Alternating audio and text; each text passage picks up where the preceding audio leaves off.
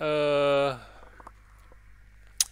kenapa saya sampaikan ya, ada mahasiswa yang sangat pasif di kelas.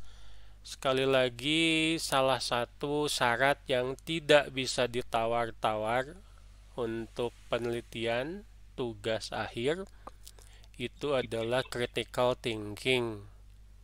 Ya, bagaimana mungkin Anda bisa sukses bimbingan nanti satu satu ke satu maksudnya ya, satu mahasiswa dengan satu pembimbing atau mungkin dua dengan dua pembimbing jika Anda memang dibiasakan pasif hanya untuk bertanya saja itu sulit ya, ketemu dengan pembimbing lalu diberi saran diam, ditanya mengerti atau tidak, iya ya, padahal tidak ngerti. Terus sampai ke rumah stres sendiri.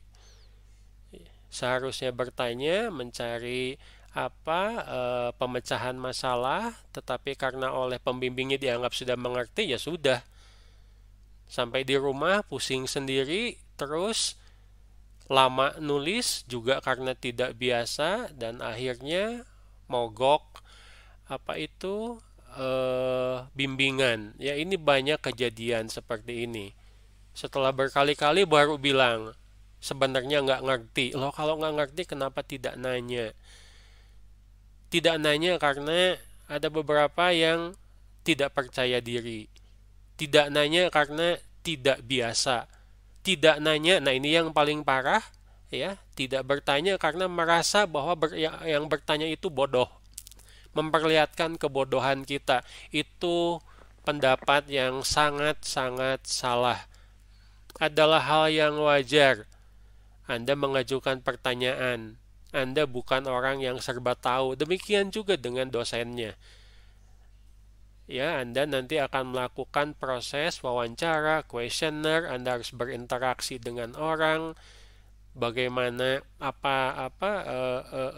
hubungan sosial yang baik, menjalin hubungan sosial yang baik ya. Ya, kalau dalam rangka bulan puasa masih silaturahmi gitu ya. Ini harus bisa dilaksanakan. Karena sekali lagi saya ingatkan, banyak sekali yang tugas akhirnya berhasil karena hubungan yang baik antara mahasiswa dengan dosen pembimbing. Dan banyak juga yang gagal karena hubungan yang tidak baik antara mahasiswa dengan dosen pembimbing ya. Ada beberapa faktor yang akan kita bahas hari ini ya. Kita akan membahas mengenai etika. Coba saya tanya nih yang belum muncul wajahnya, Dimas, mana Dimas? Halo. Hadir Pak, Nah, Dir, bisa menampilkan wajahnya? Kok bentar suaranya Pak, kayaknya masih ngantuk? lagi ini Pak, lagi ngotak-atik dulu Pak, ini Lagi lagi error Pak. ngotak-ngatik dulu. Iya, Oke, saya ada pertanyaan nih untuk semua saja, ya. Anda ya khususnya di suku Sunda ya, suku. Kalau bicara ke sesama seumur teman-teman atau Anda bicara ke orang tua atau Anda bicara ke anak-anak atau yang umurnya lebih muda dari Anda, itu gaya atau cara penyampaian bicara Anda sama atau tidak ya? Beda, Pak. tidak Pak. Kenapa? Beda, Pak. Semuanya Berbeda. pasti setuju. Tidak, Pak, beda. Pertanyaan selanjutnya adalah kenapa? Ada jarak umurnya, Pak. Ada jarak umur, ya. Bukan jarak umur sebetulnya ya. Bahkan kalau misalkan seumur tapi beda jabatan, kadang-kadang juga gaya bicaranya sama. Sorry Oh, berbeda, maaf. Ya. Mungkin dari etika atau kesopanan, Pak. Betul. Etika, sopan, santun. Ya, maaf kalau saya tanya ya kepada Anda, kalau Anda melanggar sopan santun, kira-kira ditangkap polisi tidak? Iya, Pak. Hmm? Ya jadi Pak. Tidak ya, tidak ditangkap polisi kecuali Anda melanggar UU ITE ya, menyebarkan berita bohong lewat media sosial, ya itu pasti ditangkap. Beda lagi ya. Tetapi kalau Anda berbuat tidak sopan, itu kira-kira mendapat hukuman sosial tidak dari lingkungan? Dapat, Pak. Hah? Dapat Pak. Anda bisa Kurang menghargai Pak. bayangkan ada teman misalkan pada saat kuliah berperilaku tidak sopan sama dosen, ya, itu akan direkam terus oleh alam bawah sadar Anda mungkin seumur hidup, selalu mengingat, oh si Anu tuh dulu waktu kuliah dia tidak sopan sama dosen sampai dimarahin. Ya, bayangkan dosen lagi ngomong ya, duduk di depan tidur, bukan cuma tidur tapi juga ngorok sampai dengan mulutnya mangap. Waduh, itu bukan cuma tidak sopan ya, tapi sudah jadi menyebarkan virus COVID-19. Kalau sekarang itu akan diingat. Nah, hal-hal yang berkaitan dengan etika juga tidak lepas dari penelitian ya. Oke, kita lihat ke materi kita hari ini.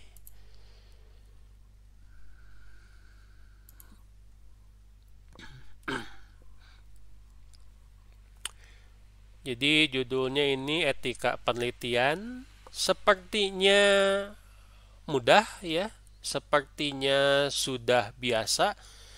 Tapi kalau kita lihat banyak peneliti ya yang gagal penelitiannya karena masalah etika. Oke, kita mulai. Nah, seperti yang barusan kita bahas, secara umum definisi etika itu adalah norma ya atau aturan untuk membedakan antara perilaku yang dapat diterima dan tidak dapat diterima, terutama di lingkungan sosial. Ya, kita di kelas ya, ada teman-teman, ada dosen, ya ini lingkungan sosial kita sekarang. Ya. Kebanyakan orang mempelajari norma-norma etika itu di rumah ya oleh orang tua, lalu di sekolah oleh guru atau di kampus oleh dosen, mungkin juga di masjid atau yang non muslim itu ya di tempat ibadahnya ya, dari kalau di masjid kan pasti dari para ustadz ya, para ulama, atau mungkin dari lingkungan sosial lainnya, yang dimana tiap lingkungan sosial itu pasti memiliki norma-norma yang mungkin sama, mungkin berbeda. Kenapa ini penting? Ini berkaitan dengan perkembangan moral ya, meskipun kita sejak kecil itu mempunyai rasa benar dan rasa bersalah. Jadi kalau ada mahasiswa melakukan kesalahan, ditegur sama dosen, tapi malah sepertinya dia bingung kenapa dia salah, jangan-jangan etika mengenai salah dan benarnya itu memang bekalnya tidak cukup, baik dari rumah, baik dari lingkungan sekitarnya. Ya, tata krama. Jadi perkembangan moral itu akan terjadi sepanjang hidup, orang akan belajar terus ya, melewati berbagai tahap pertumbuhan saat dewasa ya, kondisi yang sedang Anda alami sekarang ya, menuju tahap kedewasaan. Norma etika itu ada di mana-mana ya, sadar ataupun tidak. Jadi kadang-kadang ini dianggap sebagai ya akal sehat lah ya, rasanya Anda tidak masuk akal kalau tidak sopan sama orang yang lebih tua ya, rasanya tidak masuk akal kalau pada saat ya misalkan ya di masjid ya bulan puasa taraweh, orang lain lagi beribadah, Anda malah main-main misalkan, ya tidak punya etika, ya tidak masuk akal. Ya, Anda datang ke kampus, ya logikanya, masuk akalnya itu adalah untuk belajar. Jadi kalau Anda melakukan kegiatan-kegiatan yang tidak ada hubungannya dengan pembelajaran, ya tidak masuk akal.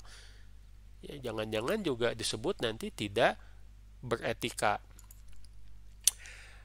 Nah, masyarakat ini memiliki aturan hukum, ya yang tidak tertulis, jadi lebih disebut sebagai informal. Kenapa? Kadang-kadang juga kita melihat ada yang namanya hukuman sosial. Ya, ada apa di sebuah kampung, ada masyarakat atau anggota masyarakat yang melanggar etika, ya biasanya dapat hukuman sosial, dijauhi misalnya, atau dalam beberapa kasus itu bahkan sampai dengan diusir karena dianggap memalukan, karena mereka ada standar moral yang ingin ditegakkan, diterima secara luas, lalu berkaitan dengan atau tidak berkaitan dengan aspek hukum. Kenapa tadi saya bilang Anda tidak sopan kepada dosen, ya tidak mungkin ditangkap oleh polisi, kecuali mungkin tidak sopannya itu sampai dengan menjelek-jelekan dosen di media sosial, itu beda lagi. Ya. Jadi kita melihat bahwa sesuatu yang sesuai dengan hukum belum tentu itu masuk kategori beretika. Ya. Demikian juga sebaliknya, ya. Jadi pada saat kita akan mengkritik, ya silahkan ya mahasiswa itu mengkritik dosen, tetapi tetap menggunakan etika. Masyarakat boleh mengkritik pemerintah, ya tapi tetap menggunakan etika. Ya, Anda boleh, ya wajar saja Anda sebagai orang ini mengkritik orang tua, tetapi tentu saja juga cara penyampaiannya yang baik. Ya, karena tidak ada manusia yang sempurna, ya ada namanya juga manusia, pasti suka berbuat salah, baik sadar ataupun tidak. Ya silahkan dibetulkan. Ya, etika tetap digunakan. Ya, ada norma, ada aturan, ya apalagi di kita ya. Orang timur istilahnya ya, orang Asia pada umumnya beda dengan cara penyampaian orang barat ya, yang to the point dan seterusnya. Kadang-kadang kita ada istilah yang disebut sebagai apa ya, ewuh pakewuh atau apalah ya, sopan santun yang patut dijunjung tinggi. Baik, kenapa etika dan ilmu berhubungan? Cara lain untuk mendefinisikan etika berfokus pada disiplin ilmu yang mempelajari standar perilaku, ya macam-macam ya, ada filsafat, teologi, hukum, psikologi atau sosiologi.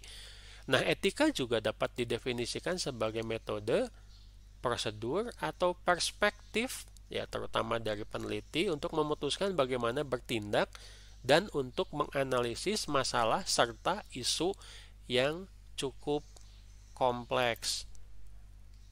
Etika ini sudah semacam apa ya, dibakukan dalam penelitian.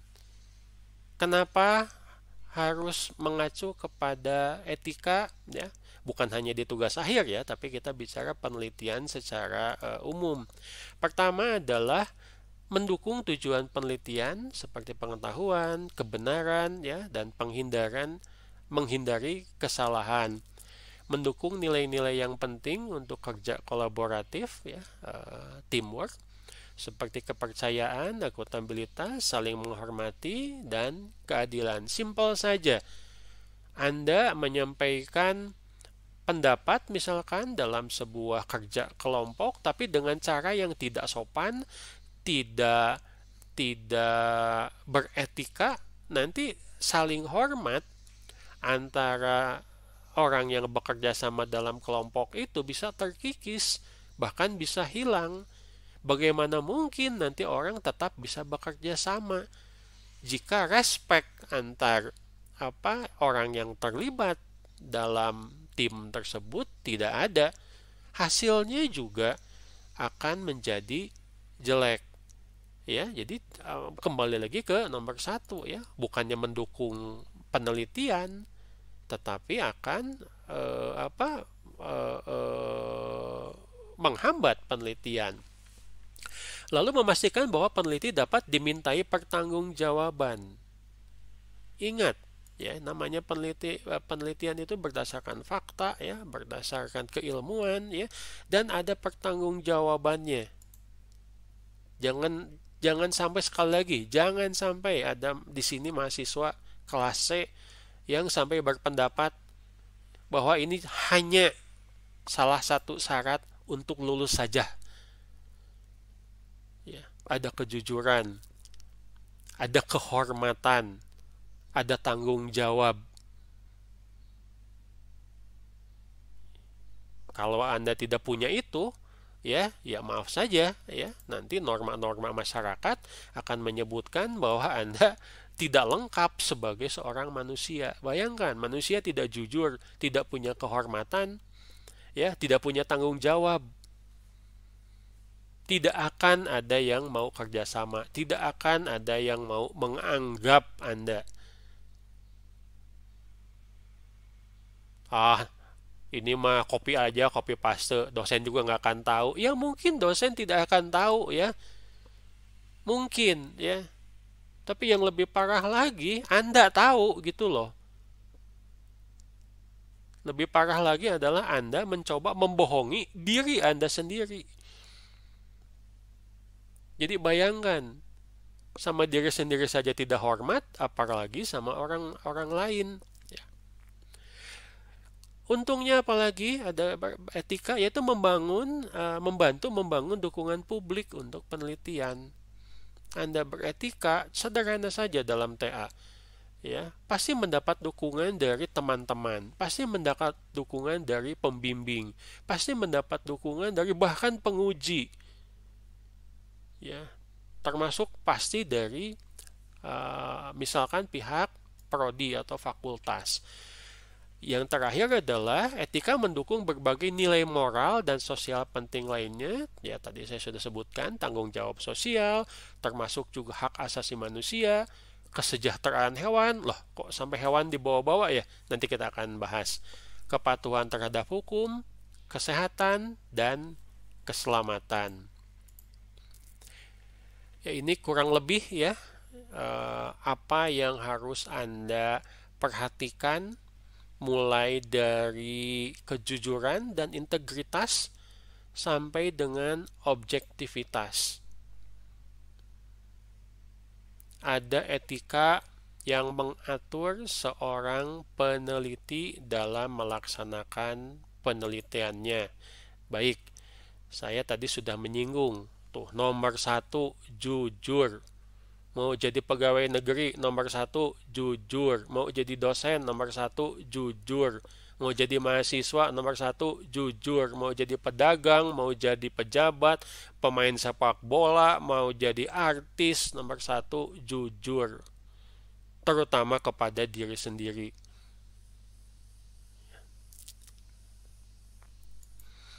Jujur dalam semua komunikasi ilmiah, katanya, bahwa laporan data, hasil metode, atau merepresentasikan data, ini sesuai dengan kenyataan. Jangan menipu koleha, lembaga pemberi, atau publik. Contoh, ya, bilang sama dosennya, Pak, saya sudah mengedarkan 50 kuesioner, padahal baru 10. Ya, Anda dapat beasiswa dari pemerintah, lalu bikin laporan, saya sudah lulus S2, padahal belum, padahal di DO.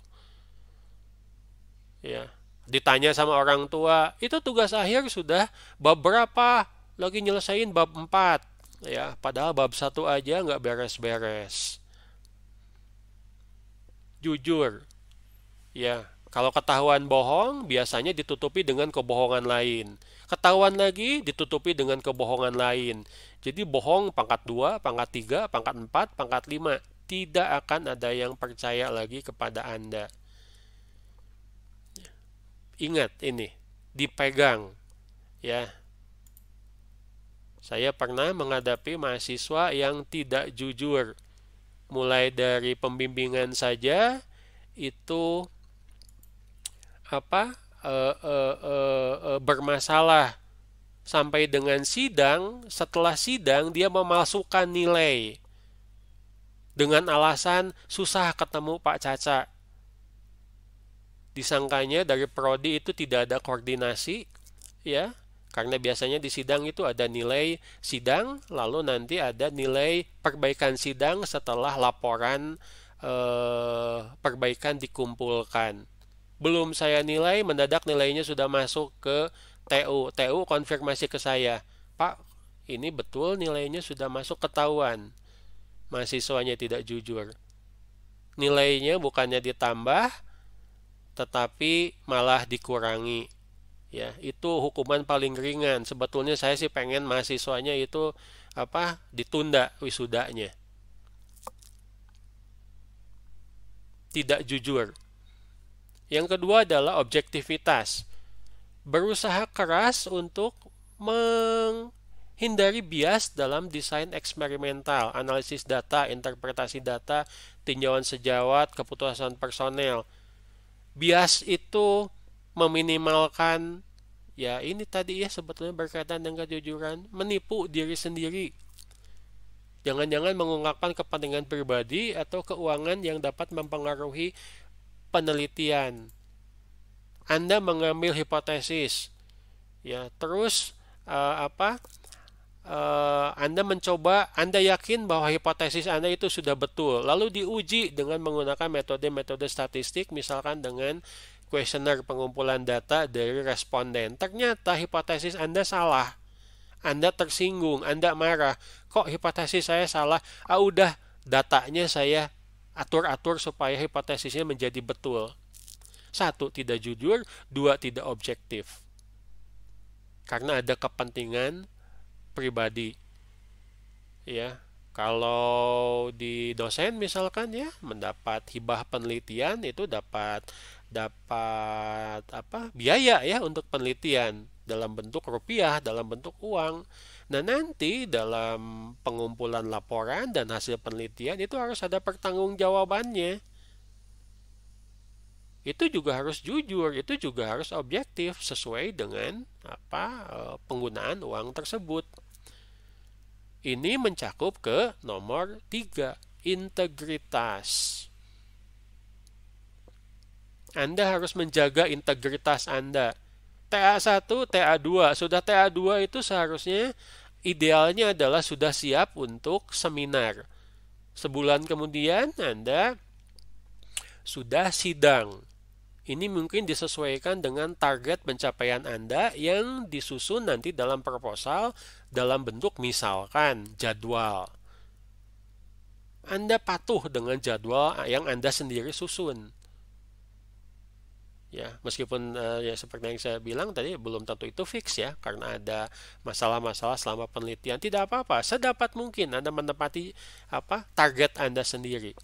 Itu akan menyebutkan integritas Anda. Bimbingan, saya bilang kita 2 minggu lagi ketemu ya, coba diperbaiki bagian ini. 2 minggu kemudian mahasiswanya menghilang. Nggak ngasih kabar ya, nggak ngasih perbaikan, nggak ngasih tahu ada kesulitan apa, hilang weh. Tidak ada komunikasi sama sekali. Ya nanti integritasnya bakalan di ini. Pas mahasiswanya datang lagi, dosennya sudah kehilangan selera. Pak, saya pengen bimbingan Pak, sebulan lagi harus seminar. Kata dosennya, kumaha maneh weh. Ya, sudah 2 bulan Anda saya tunggu-tunggu, kemana aja? Sekarang pada saatnya sudah dekat seminar, sudah harus keluar biaya baru ini memohon-mohon ngejar-ngejar dosen kayak debt collector. Itu tidak punya integritas. Lalu kehati-hatian. Nah, ini juga kadang-kadang ya yang namanya manusia suka berbuat kesalahan, salah hitung, salah catat, salah konfirmasi. coba dicek lagi. Contoh paling sederhana, misalkan Anda diskusi dengan pembimbing, ya, lalu Anda tanya jawab, coba dicatat. Setelah selesai pembimbingan, biasanya ditutup. Kalau saya ya biasanya, coba kita hari ini bahas apa aja, apa yang harus diperbaiki. Konfirmasi ulang, baik dari pihak mahasiswa maupun dari pihak dosen. Untuk apa? Kehati-hatian. Siapa tahu ada salah paham. Siapa tahu ada ambiguitas dalam penyampaian data, ya.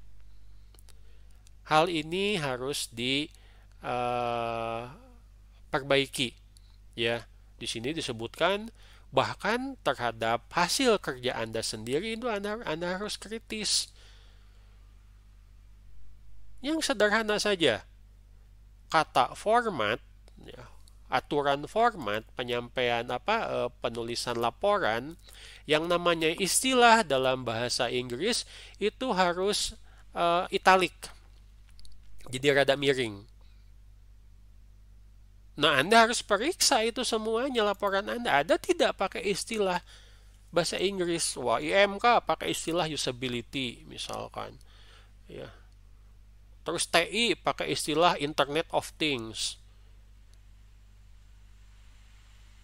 Terus SI pakai istilah Information Structure. Wah, itu bahasa Inggris tuh.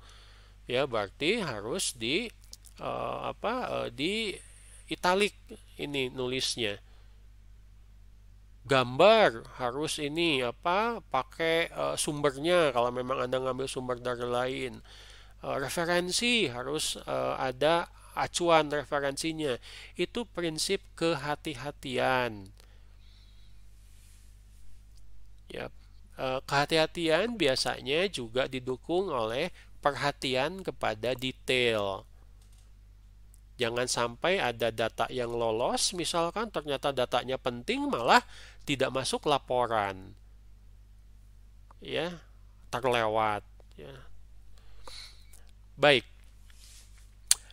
Lalu yang nomor 5, keterbukaan. Sebentar, saya tanya dulu nih, di antara mahasiswa kelas C ada yang sifatnya rada-rada tertutup?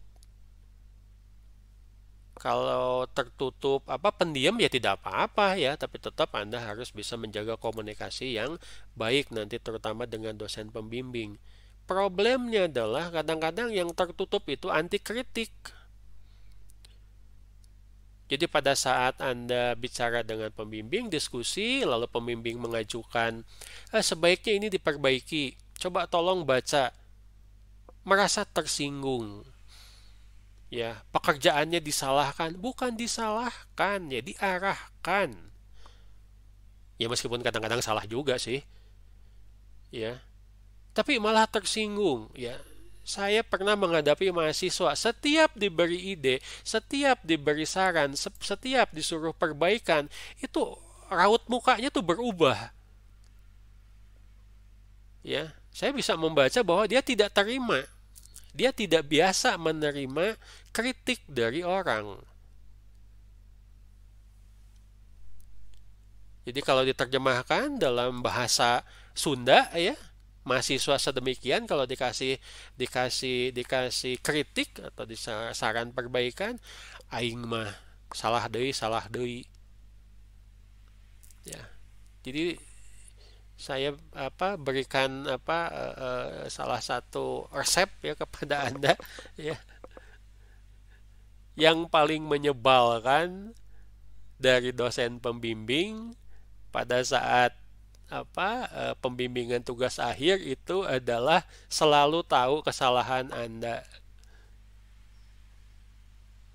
Ya, terima saja, ini bagian dari proses. Ya, harap sabar. Ya, bagian dari proses. Nanti juga setelah Anda kerja, setelah Anda dewasa, itu Anda dapat kritik dari setiap pihak.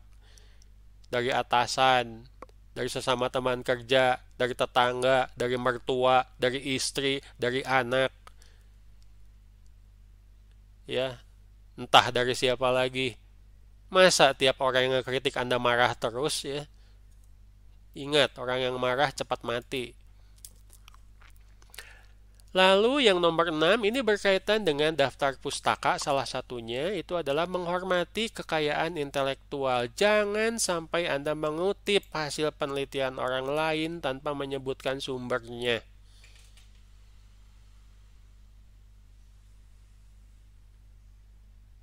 Pak, saya ini dari sumber lain, tapi saya lupa lagi. Nggak boleh itu.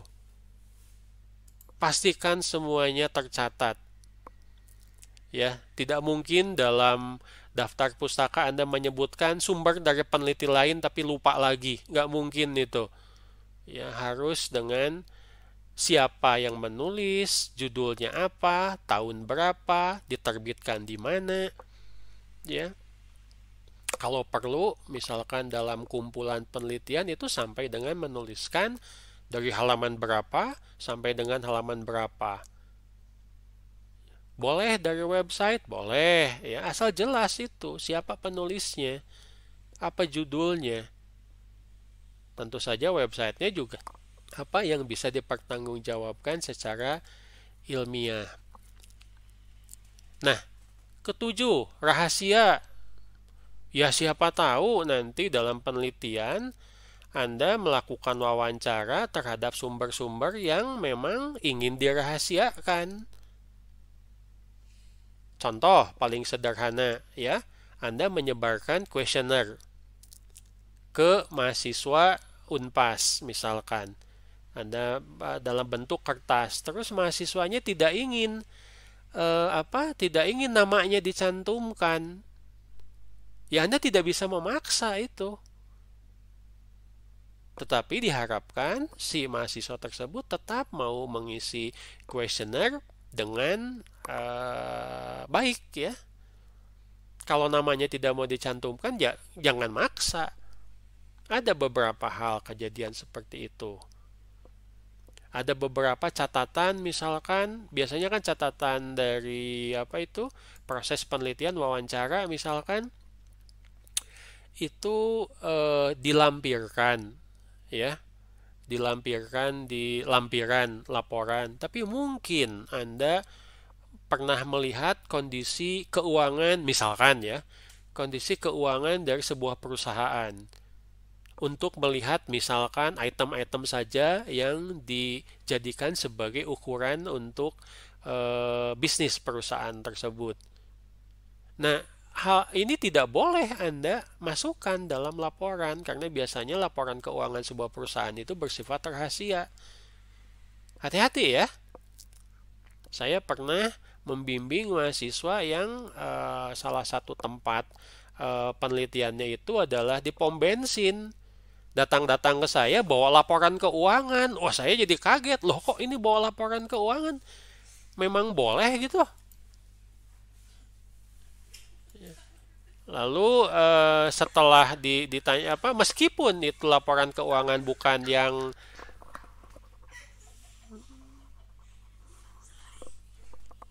yang terbaru, ya tetap saja ya saya tidak mengizinkan itu dimasukkan ke dalam laporan. Bisa jadi masalah nanti.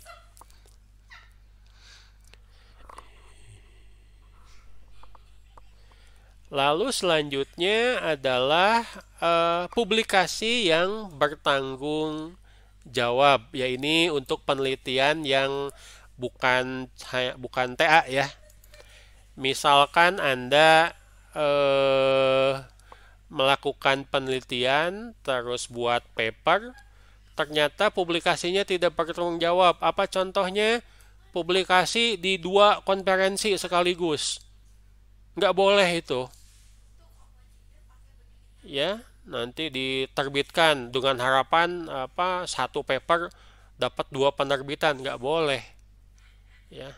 Nanti ketahuan, wah dua-duanya bakalan dicabut. Tidak boleh seperti itu. Ya.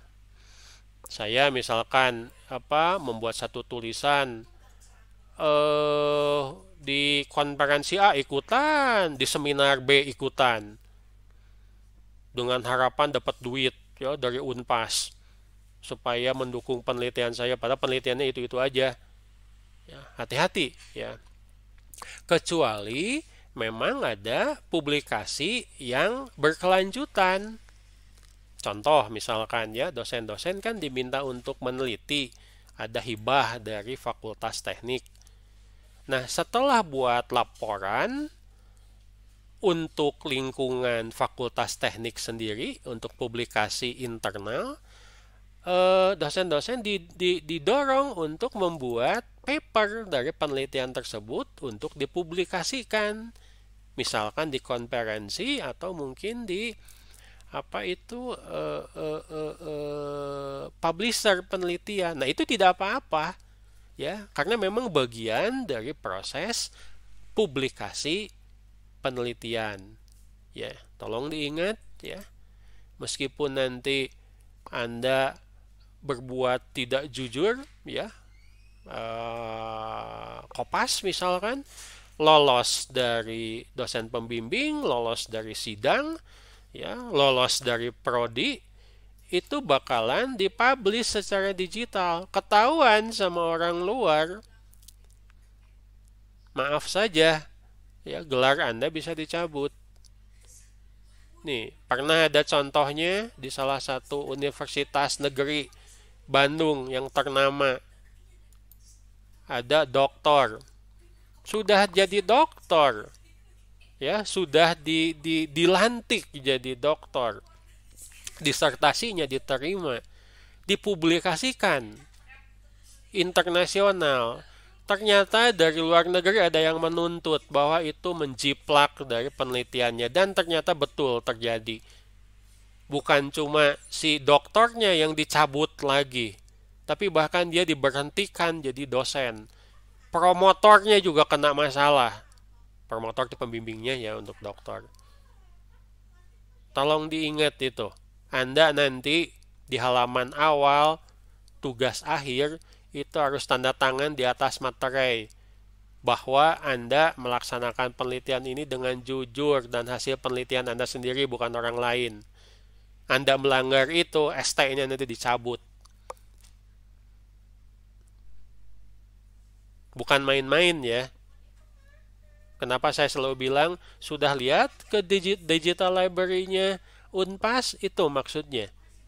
Ya, penelitian Anda akan dipublikasikan ilmiah secara digital. Orang lain bisa lihat. Anda bohong, lambat laun akan ketahuan sama orang lain. Jangan coba-coba. Dan 9, pembimbingan yang bertanggung jawab. Ya, membantu mendidik, membimbing, menasehati mahasiswa, mendukung kemajuan penelitian, dan biarkan mereka membuat keputusan sendiri. Ya, kadang-kadang ada dosen yang pengen untung. Mahasiswa yang suruh kerja untuk penelitiannya, terus penelitiannya dia ambil. Terus dia terbitkan atas nama sendiri tanpa mencantumkan mahasiswa tersebut. Dosennya dapat poin, kredit poin untuk penelitian. Mahasiswanya nggak dapat apa-apa. Tidak boleh, itu dosen gila itu. Dosen nggak jujur, nggak benar. Ya, mentang-mentang mahasiswa nggak perlu diajar, terus malah dimanfaatkan. Tidak boleh. Kalau Anda lihat, saya pernah membimbing mahasiswa yang punya ide untuk penelitian, misalkan di seminar atau konferensi tertentu, yang dicantumkan paling awal itu nama mahasiswanya. Saya pasti belakangan, karena cuma jadi pembimbing. Ya, Aditya, Ardia, sama Dimas misalkan mau bikin paper, Pak, saya mau ikut seminar sok, saya jadi pembimbing. Yang ditulis namanya sebagai penulis paper, Aditya dulu, Ardia dulu, Dimas dulu, baru saya. Jadi saya poinnya paling kecil. Itu yang namanya pembimbingan bertanggung jawab. Ya, misalkan pembimbingan itu efektifnya adalah 2 minggu sekali. Ya, baik dosen maupun mahasiswa sama-sama ya mencoba sedapat mungkin untuk hadir dalam rangka pembimbingan tersebut. Salah satu pihak tidak hadir, ya semuanya dirugikan. Ya, Jangan sampai Anda berpikir bahwa kalau Anda lambat menyelesaikan tugas akhir itu hanya Anda yang rugi, hanya orang tua Anda yang rugi. Salah besar itu. Unpas juga rugi. Kenapa? Karena salah satu poin untuk akreditasi dan penilaian dari pemerintah untuk fakultas, ya untuk prodi, itu adalah kemampuan prodi meluluskan mahasiswanya tepat waktu. Semakin banyak mahasiswa yang lulus tepat waktu, kredit poin untuk prodinya semakin tinggi. Semakin banyak yang TA-nya memble, memble alias lambat, ya nggak selesai-selesai, prodi nanti yang dapat nilai jelek, termasuk juga dosen pembimbingnya. Kenapa misalkan prodi Unpas sampai mengadakan program AMS, ya akhir masa studi untuk mahasiswa yang nggak beres-beres? Ya dalam tanda kutip dipaksa gitu loh, supaya lulus, jangan sampai DO, drop out, karena itu akan sangat merugikan. Beda ya, mungkin saya tidak tahu untuk di perguruan tinggi negeri, mau beres kayak mau enggak peduli amat, ya. Swasta beda lagi. Baik itu pembimbingan yang bertanggung jawab, menghormati rekan kerja, ya. Ya di sini contohnya adalah sesama mahasiswa yang sedang melaksanakan tugas akhir. Tolong dibiasakan ya. Kalau mahasiswa yang misalkan sudah janji duluan, ya dia duluan yang melakukan pembimbingan. Jangan menyalip misalkan. Biasanya sih kalau saya pembimbingan itu sama-sama, supaya nggak perlu ngomong dua kali, supaya mahasiswa bisa belajar kesalahan atau yang benar dari mahasiswa yang lain dengan cepat, sehingga pembimbingan juga bisa cepat, nggak perlu waktu lama-lama.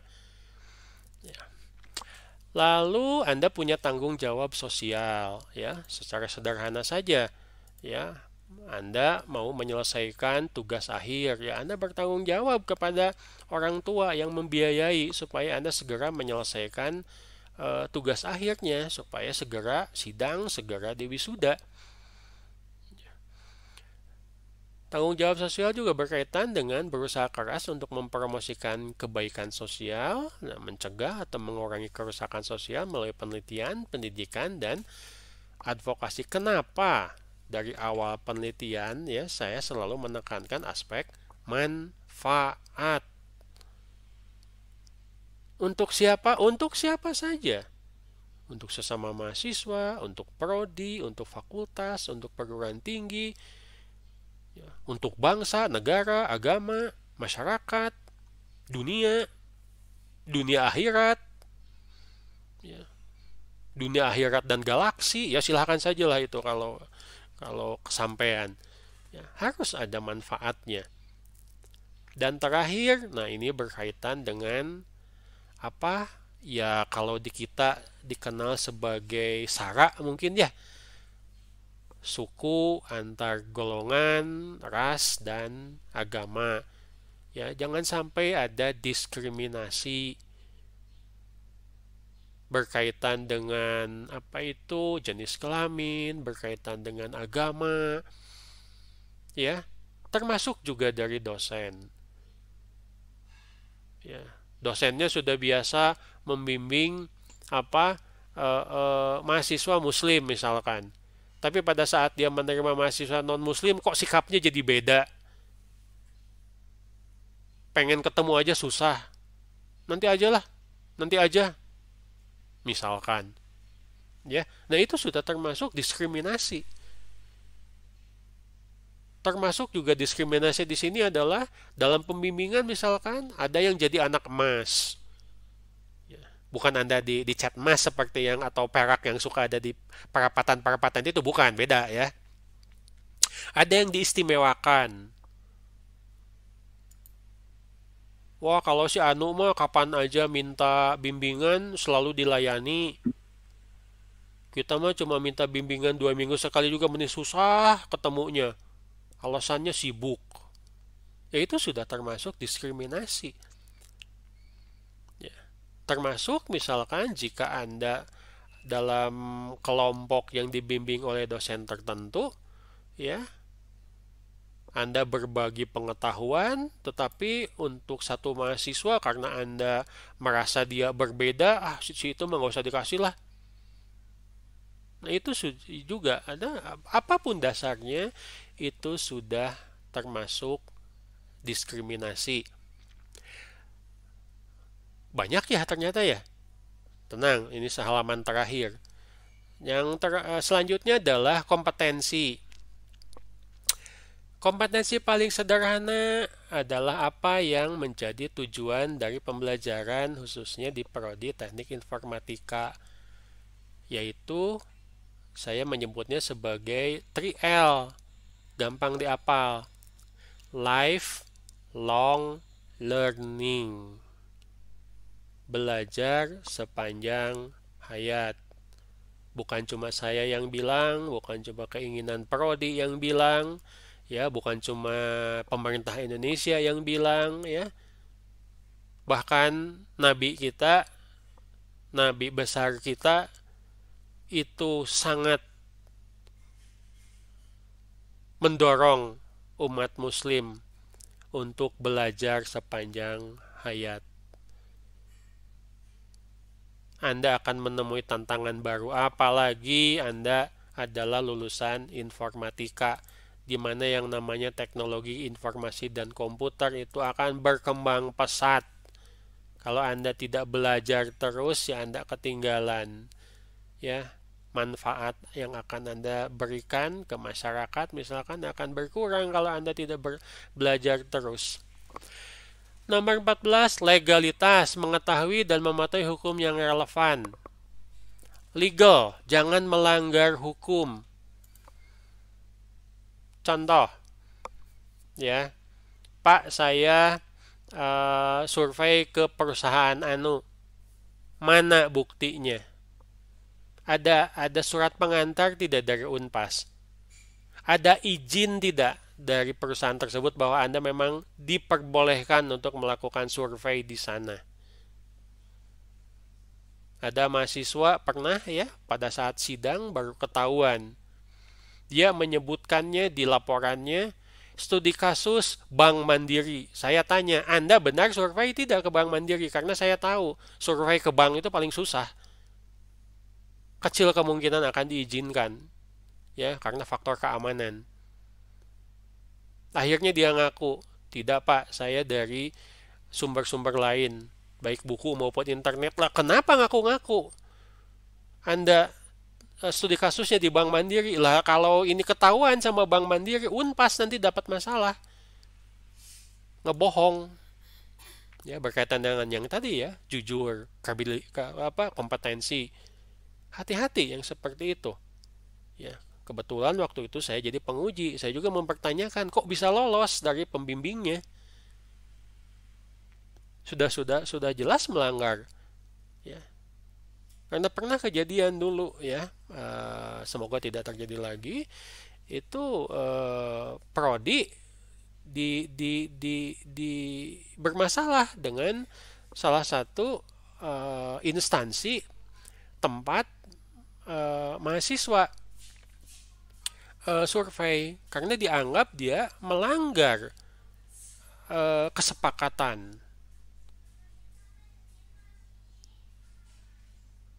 Itu berkaitan dengan hal hukum ya. Jadi jangan sampai nanti Anda mau melakukan penelitian ujung-ujungnya harus dipanggil polisi ya atau dituntut di pengadilan. Selanjutnya adalah, nah ini mungkin ada beberapa penelitian ya mungkin bukan bidang kita ya, yang tidak mempedulikan perlindungan hewan. Ini saya tanya nih sama para cewek nih, siapa yang suka pakai kosmetik? Ya pakai lah, cewek mana namanya juga ya. Cowok aja sekarang banyak yang pakai kosmetik ya, jauh lebih genit daripada cewek. Kenapa sekarang perempuan itu sudah mulai teliti menggunakan kosmetik? Jangan sampai pabrik kosmetiknya untuk percobaan kosmetiknya itu eh, dilakukan percobaan terhadap binatang. Ini sangat tidak etikal, tidak etis, mengorbankan binatang.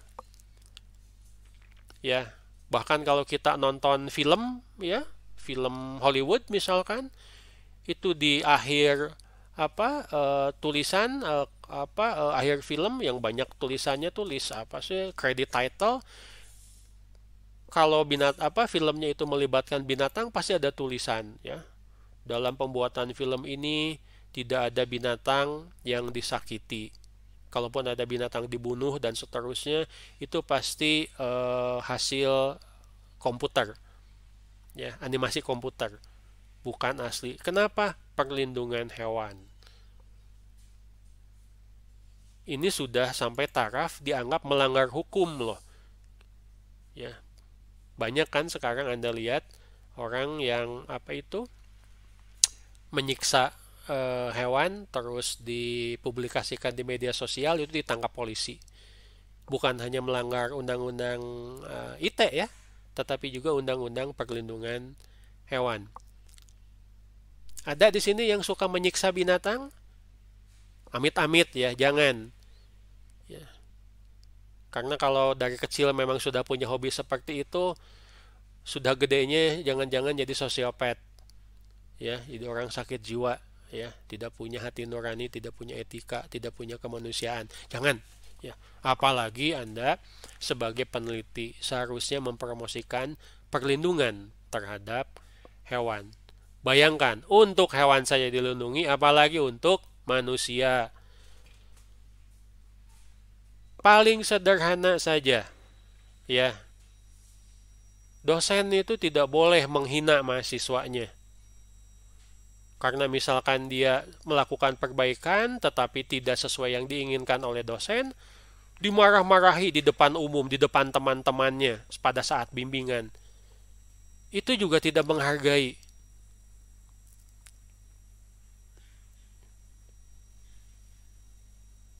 Mahasiswa ngirim WA ke dosen, mau bimbingan. Pak, Bapak ada di kampus nggak? Saya mau bimbingan nih. Bukan cuma tata krama sopan santun ya. Itu sama sekali tidak menghormati dosen. Jadi bukan hanya Anda membuat penelitian yang membahayakan ya manusia, tapi menghormati martabat manusia, menghormati privasi dosen maupun mahasiswa. Ya, Anda nanyain bimbingan misalkan jam 12 malam ke dosen. Itu termasuk tidak sopan, tidak tahu etika, ya. Ada waktunya. Boleh mengingatkan ya. Dulu ada cerita nih ya. Ada mahasiswi ya mau sidang, dia mengingatkan sama dosen pengujinya supaya sidang ada waktu sidang maksudnya. Kan dosen penguji itu sudah diingatkan oleh tata usaha ya. Ya, biasanya yang ngurus TA, lalu juga sudah dikontak biasanya oleh dosen pembimbing. Ya, terus mahasiswa ini saking takutnya dosen pembimbingnya lupa, wah, dia berkali-kali itu ngirim pesan lewat WA mengingatkan. Ya, dosen pengujinya marah jadinya, ya, karena dianggap mengganggu privasi. Nah, jangan sampai seperti itu. Ya, alangkah lebih bagusnya, misalkan jika Anda nanti mau seminar, ya, Anda bisa menghadap ya sama calon dosen penguji supaya Anda dapat minimal kesediaan untuk jadi dosen penguji secara lisan ya, atau bisa lewat email ya, sopan kata-katanya dengan bahasa Indonesia yang baik dan benar. Itu salah satu ya, bagaimana Anda juga memperhatikan privasi dari orang lain. Baik, apalagi ya? Berusaha katanya untuk mendistribusikan manfaat dan beban penelitian secara adil. Ini termasuk juga mungkin Anda perlu kerjasama dengan teman-teman yang ngambil topik TA mirip-mirip atau bagian dari penelitian yang sedang dilakukan oleh dosen. Nah, kode ya, kebijakan, prinsip sangat penting dan berguna seperti seperangkat aturan lainnya. Aturan tersebut mungkin tidak mencakup setiap situasi dan seringkali juga mungkin bertentangan ya. Jadi interpretasi yang cukup itu ingat ya, kita hidup dalam budaya yang mungkin berbeda. Untuk satu budaya itu dianggap beretika, mungkin di budaya lain itu dianggap sebaliknya ya. Anda harus paham. Sangat penting bagi peneliti untuk mempelajari bagaimana menafsirkan, menilai, dan menerapkan berbagai aturan penelitian dan bagaimana membuat keputusan dan bertindak dalam berbagai situasi. Ya, ini juga berkaitan dengan etika. Ya, penting di sini ya. Kadang-kadang ini bisa lebih penting daripada materi penelitiannya itu sendiri. Oke, itu materi kita hari ini.